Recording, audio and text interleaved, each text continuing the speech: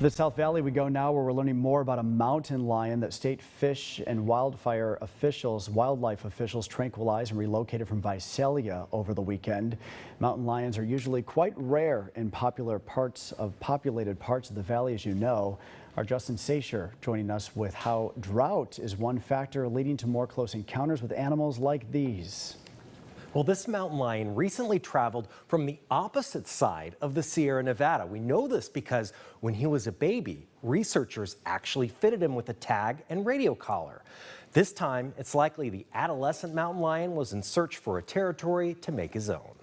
And Visalia PD had already kind of had the animal pinned down between a couple houses. One of our wildlife officers were able to dart it and tranquilize it. When a wild animal like this mountain lion ends up somewhere it's not supposed to be, human wildlife conflict specialist George Harse works to keep people safe. This animal got into a situation where it didn't want to be either. So it was important for us to use chemical immobilization. It was the safest for us and the animal in this situation. Mountain lions are one of the kind of main mega predator that we have, so it's important for us to keep as many as we can in the environment. Department of Fish and Wildlife biologist Dan Fidler says encounters like this show California's wild areas are in a delicate balance. We've certainly had a very busy year as far as barren lions down the valley. Between the dry conditions and the amount of forest fires we've had over the last several years, there's definitely drier, more sparse conditions up in the high country.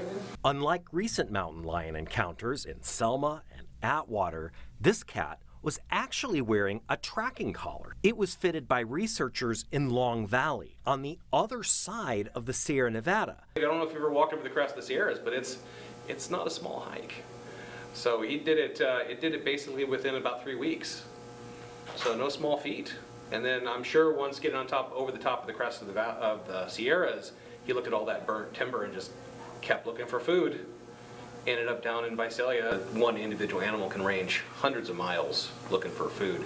And as conditions become more sparse, there's less food, those animals that range keeps getting bigger and bigger and bigger. So that's why we see the amount of distance this animal traveled. If you encounter a mountain lion, it's best to look big and strong. The message you want to send is that you're just too much trouble to try and make into their dinner. Justin Sacher, CBS 47 Eyewitness News.